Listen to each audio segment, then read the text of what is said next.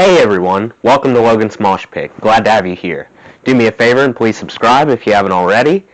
Welcome to another episode of Logan's List. In this series, I'm going to share my opinion on all things music related, ranging from common topics to obscure topics. Now, I'm sure you've noticed lately a lot of people across social media posting about Spotify 2020 Wrapped.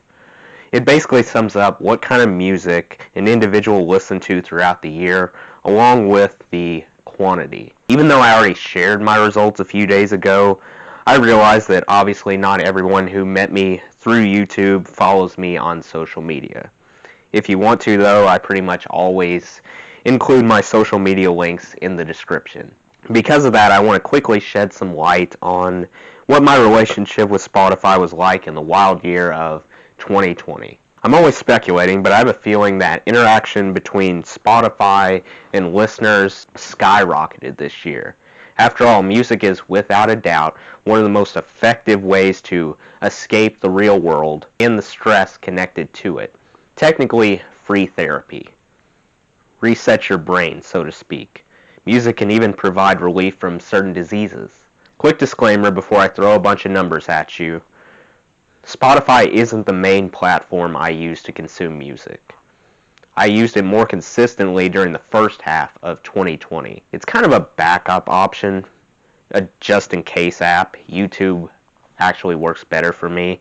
Of course, since I started my channel, the amount of time I've dedicated to the YouTube app has only gone up. On the other hand, my Spotify enthusiasm keeps dipping. I prefer the experience on YouTube due to the lower frequency of ads, and enhanced randomization of songs. Long, unskippable ads pop up on Spotify roughly every half hour, which sours the experience. I know I could upgrade to Spotify Premium. They tell me every time I open the app. I don't want to do that, though. Why would I pay for that luxury on Spotify when in most cases I can pull up YouTube for free, track down a song I'm interested in, and receive zero ads if I click on an older video or a less noteworthy channel apart from the official channel who created the music. Worst case scenario, I tap on a video and end up with an ad I can skip in merely 5 seconds. I can handle that. YouTube makes the process seem less tedious.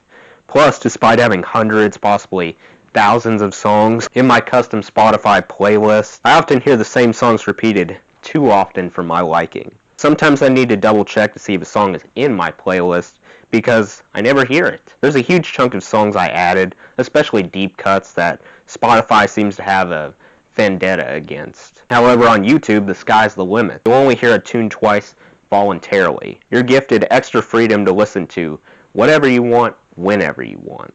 Finally, I'm far more familiar with YouTube's interface versus Spotify. I started using YouTube around 10 years ago. Meanwhile, I tried Spotify for the first time in 2018. Those are the main reasons why I find myself increasingly invested in YouTube instead of Spotify. Now, I will give credit to Spotify for blasting music when my screen is off. That's my favorite feature. It saves battery and allows you to multitask. YouTube can't do that. So Spotify tends to be my traveling companion. Anyway, enough ranting. I just wanted to explain myself in case the numbers turn out somewhat lower than you would expect. Be sure to leave your own Spotify 2020 Wrapped results in the comments. I'm very curious to see those. Okay, let's go through these screenshots real quick. I discovered 31 new artists this year on Spotify. I listened to 59 genres this year, including 11 new ones. My top 5 genres were number 1, rock, number 2, alternative metal, number 3, Europop, number 4, neoclassical metal, and number 5, soft rock. My top songs were number 1, Welcome to the Jungle by Guns N' Roses, number 2, Close to the Edge, The Solid Time of Change by Yes, number 3, Bad Reputation by Joan Jett and the Blackhearts, number 4, Dream On by Aerosmith, and number 5, Watch Over You by Alter Bridge. The two main podcasts that I listen to on Spotify are called 27 Club and a podcast named Scooby-Doo. The 27 Club podcast gives you a very, very, very detailed account of various historical figures that have all passed away at the age of 27. Kind of goes through their life from birth until death. hosted by Jake Brennan. He does an awesome job. Usually posts one episode per week. Right now he's on hiatus. In season 1 he did Jimi Hendrix. Season 2 we talked about Jim Morrison. I listened to both seasons.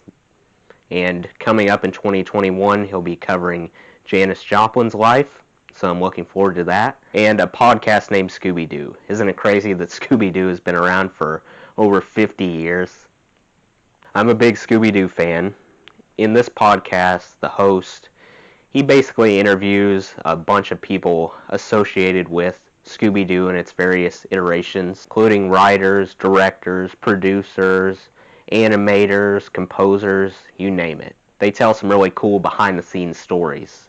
I'm hoping that one day he'll be able to interview one of the voice cast members, like Frank Welker, for example. That would be really great.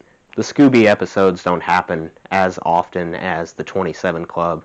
He posts maybe once a month, but it's still a real treat to listen to that. My top decade was the 1970s. My top artist of the year, I'll save that until the end, but I was in the top 13% of their listeners this year, which is a cool accomplishment. Here's a hint, my favorite song by the top artist was Under a Glass Moon, and I spent 138 minutes listening to their music. I listened to 148 artists this year. My top 5 artists were number 1, Dream Theater, number 2, Guns N' Roses, number 3, Queensryche, number 4, Great White, and number 5, Blue Oyster Cult. That's a pretty solid list right there, if I do say so myself. Overall, I spent approximately 2,875 minutes listening to Spotify this year in 2020, which equates to about 10 minutes per day.